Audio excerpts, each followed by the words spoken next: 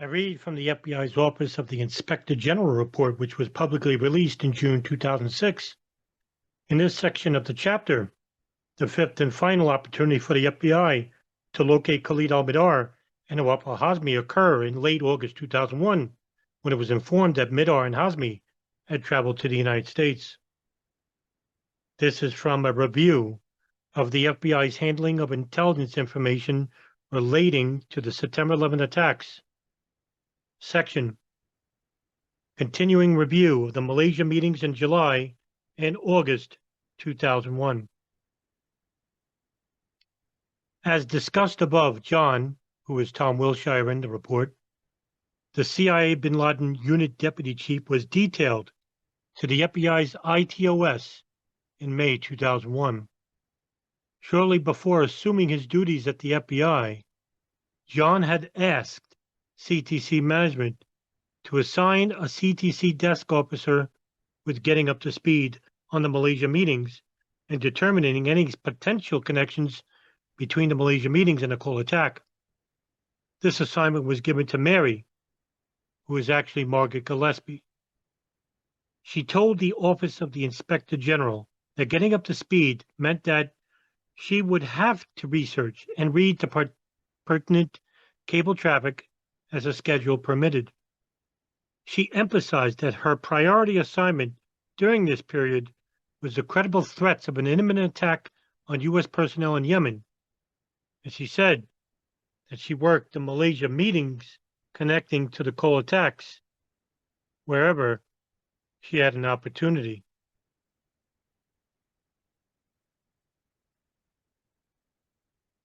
In early July 2001, based on recent intelligence information, the CIA had concerns about the possibility of a terrorist attack in Southeast Asia. On July 5, 2001, John sent an email to managers at CTC's Bin Laden unit, noting how things look bad in Malaysia. He wrote that there was a potential connection between the recent threat information and information developed about the Malaysia meetings in January of 2000. In addition, he noted that in January of 2000, when Khalid al-Mihdhar was traveling to Malaysia, key figures in the failed attack against the USS Sullivans during the Millennium operation and the subsequent successful attack against the USS Cole also were attempting to meet in Malaysia, and that one or more of these persons could have been in Malaysia at that time. Therefore, he recommended that the Cole and Malaysia meetings be re-examined for potential connections to the current threat information involving Malaysia. He wrote, "I know your resources are strained, but if we can prevent something in Southeast Asia, this would seem to be a productive place to start." He ended the email by stating that all the indicators are of a massively bad infrastructure being readily completed with just one purpose in mind. On July 13th, John wrote another email to CTC managers stating that he had discovered the CIA cable relating to the source's identification of Khalid from the Kuala Lumpur surveillance photos in early January 2001. John began the email by announcing, "Okay, this is important." He then described Khalid as a major league killer who orchestrated the Cole attack and possibly the Africa bombings.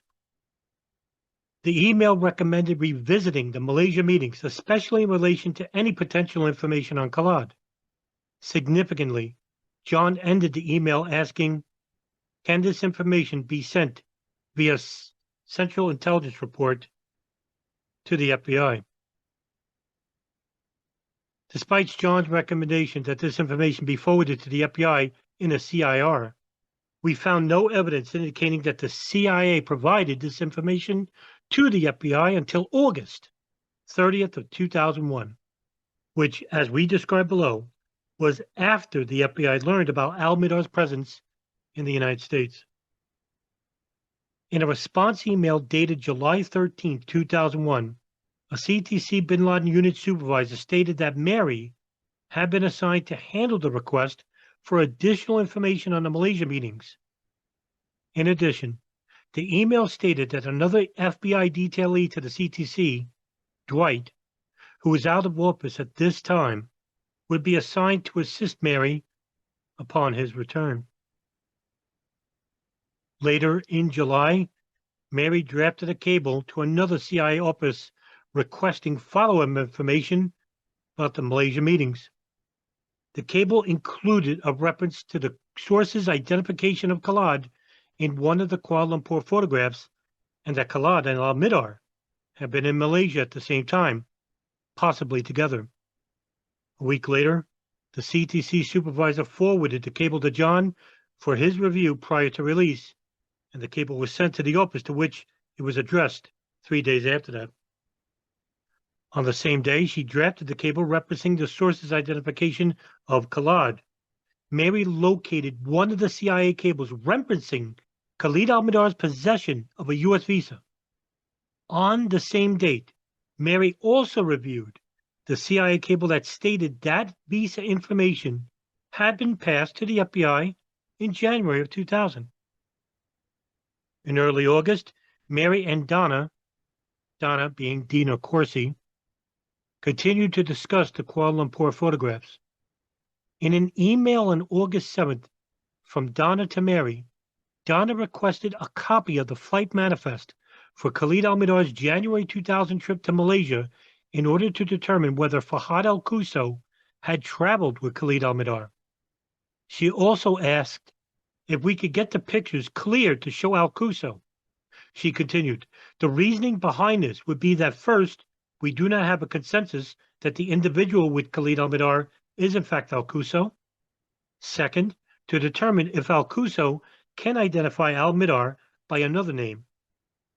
Donna then discussed her continuing efforts to track telephone numbers, information developed in the investigation.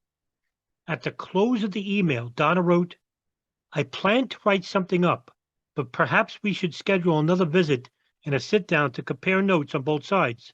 Let me know. In a response email on the same date, Mary wrote, okay, all sounds good. Mary also wrote that she thought Donna had Khalid al-Mihdhar's flight manifest because John had mentioned it, but Mary indicated she would find the manifest. She wrote, I think we will be able to clear the pictures. They are for the passage for Quso, right? Mary also asked whether the FBI would be able to meet with Fahad al-Quso once again. Mary ended the email, I think a sit-down again would be great. And then she mentioned the potential logistics for arranging the meeting. In another email exchange on August 7th, Donna thanked Mary and advised her that the FBI would again have access to Fahad al-Quso. Donna continued by stating that the Kuala Lumpur photographs also would be passed to a foreign government because Quso was currently in its custody. She stated that John could call if he had any questions. Donna tentatively scheduled a meeting with Mary at FBI headquarters on August 15th, 2001. However, it appears that the meeting never took place.